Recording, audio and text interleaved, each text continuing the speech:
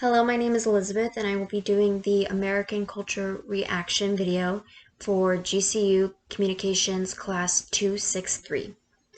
We were asked to go over an article titled Body Ritual Among the Nacirema, and I hope that I'm pronouncing that correctly.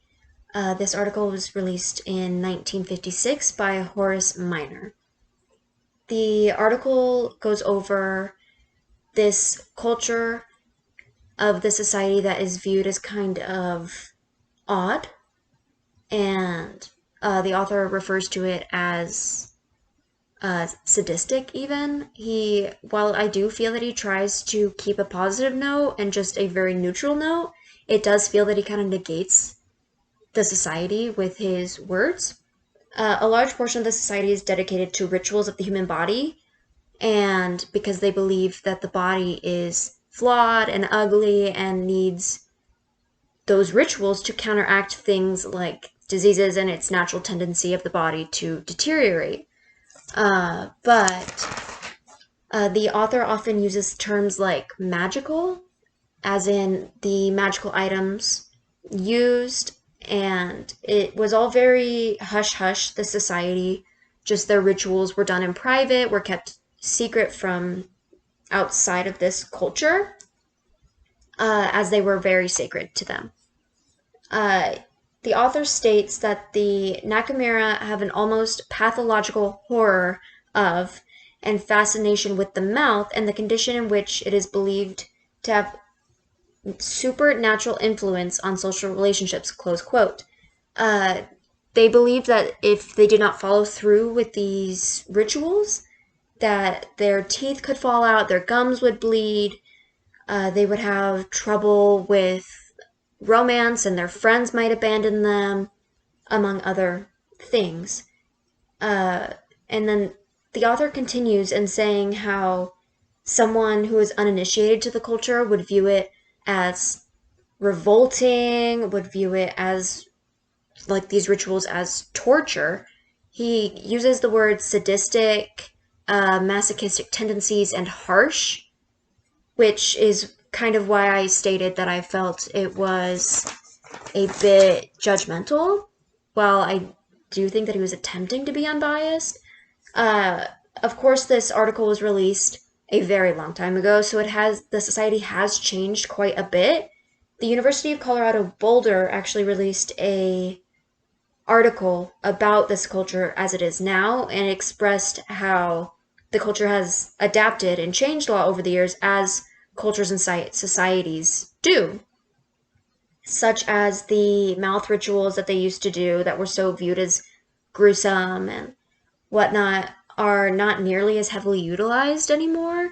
While they do still do a lot of the same sort of rituals in a general broad sense, it is not nearly as focused on in the culture as it is now.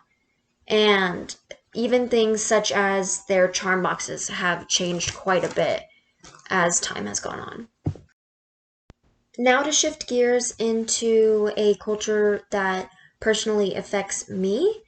I grew up in a religion that was very heavily focused on gender roles.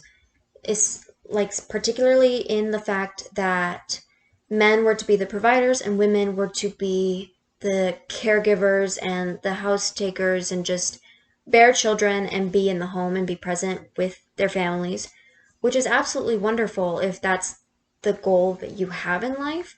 But if a woman said that they didn't want children, or perhaps they didn't want to get married, or even if they didn't like men, that was completely odd and frowned upon in this faith. Same-sex marriage in general was not okay in this belief. I'm no longer a part of this faith, this culture. So looking back at it, I've seen a lot of these similarities and tendencies with the culture.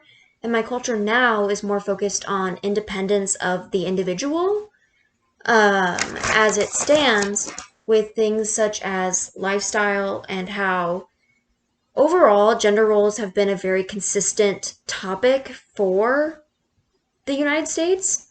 And it has like this gender roles of the woman being the mother and the caretaker and being at home were completely normalized in the early 20th century, but have changed a lot as time has gone on with things like women's right to vote and women going to work and things like that. And so I think that this change, sort of, with women being more independent and then men even being able to be stay at home dads or being more family oriented or doing various things, just breaking those kind of gender roles, is a wonderful change. I think it's very beneficial to society in the United States.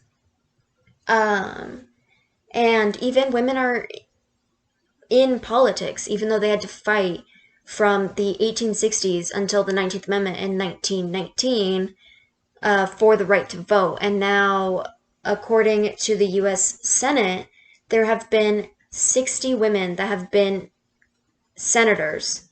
And as of right now, there are currently 4 US Supreme Justices that are women. And I think that this is just a wonderful transition and show of how time and cultures adapt with the change of society. Thank you.